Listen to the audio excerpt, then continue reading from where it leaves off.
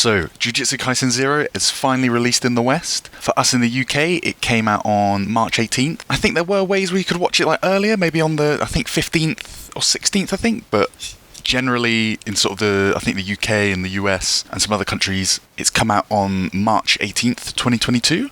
Which means I've finally been able to watch it. I think in Japan they've had it since December 24th, if I'm right, of last year, 2021. But it's finally out for us in the West. So obviously this is a Japanese language film.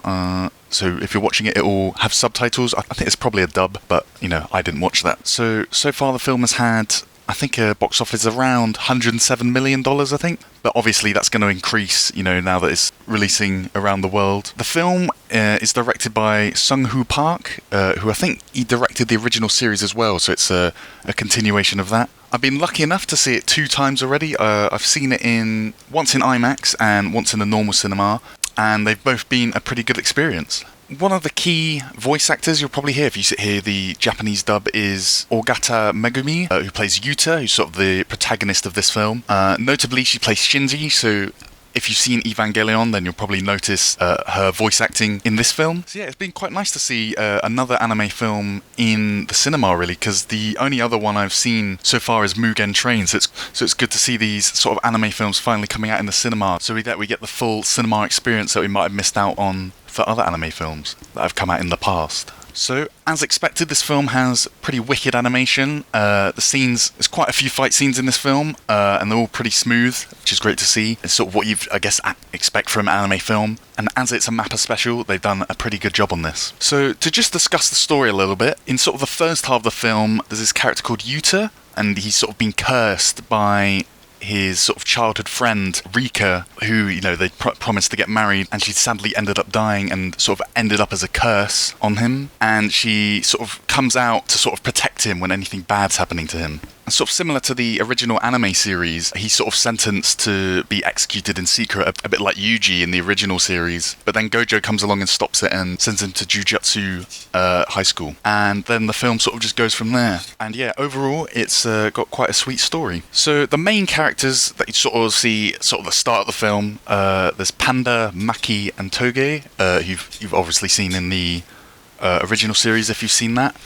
I'll say definitely Maki shines through quite well in this film.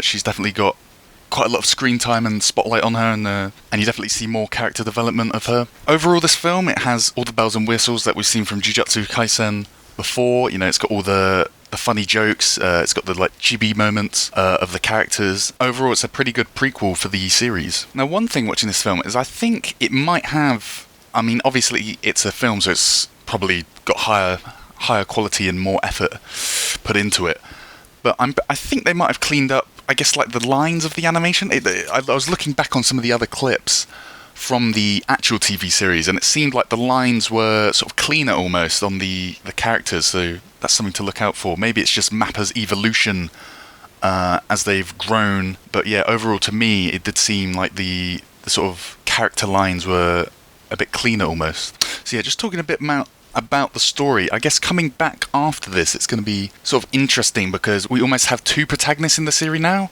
because we obviously have Yuta, who at the end of this film has sort of completed his arc, you could say, and he's almost on his side quests, you could say, because he's basically, this film is sort of like a self-contained arc almost, and now he's almost off completely side quests. And then we obviously have Yuji from the main series, so it'll be interesting to see them both together going forward in the series. Now, one thing I did want to say about the villain is quite interesting. I'd almost compare him a bit to Silver from Skyfall in James Bond. 'Cause it's quite interesting in basically sort of spoiling the story, I guess, a little bit. When he's fighting with Yuta, ends up sending back Panda and Toge to help him fight. And in the end, when the villain's talking with Gojo, he's almost like I was comparing him to Silver, because there's one point in Skyfall where Bond is with, Silver the villain, and he sort of tells him about how M had sort of lied to Bond, saying he's failed all his tests. He said Mummy was very bad after sending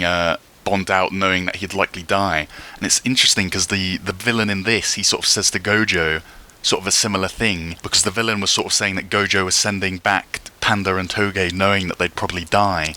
So it's interesting to see the sort of parallels between almost this Bond villain and this villain in Jujutsu Kaisen. One thing about this film is, which I haven't really felt in, I guess, Mugen Train. I heard some people like talk about it, how they sort of felt Mugen Train was sort of episodic when you're watching the film, and that, you know, they literally have broken it up into episodes and released it again. I didn't really feel that when I watched Mugen Train. I did feel it a little bit watching this one though, because sometimes something would happen and it was almost fade away, almost like it was about to go into sort of a credit scene of like an episode, but then obviously the movie sort of carried on. So it almost felt a little bit like it was almost episodes, but it's not. So who knows? Maybe they will release it as individual episodes or something, like Ufotable has done with Demon Slayer, but overall it doesn't really take away from the film or anything. It's just something I sort of felt while watching it. So if you haven't watched this film already, go and get a ticket while it's still in cinemas. I also want to thank you for watching this video. Please check out some of my other videos. I'm going to be making more in the future, obviously. If you've seen the film, comment what you thought about it, and please like and subscribe, and I'll see you soon with another video. Thank you very much for watching. Goodbye.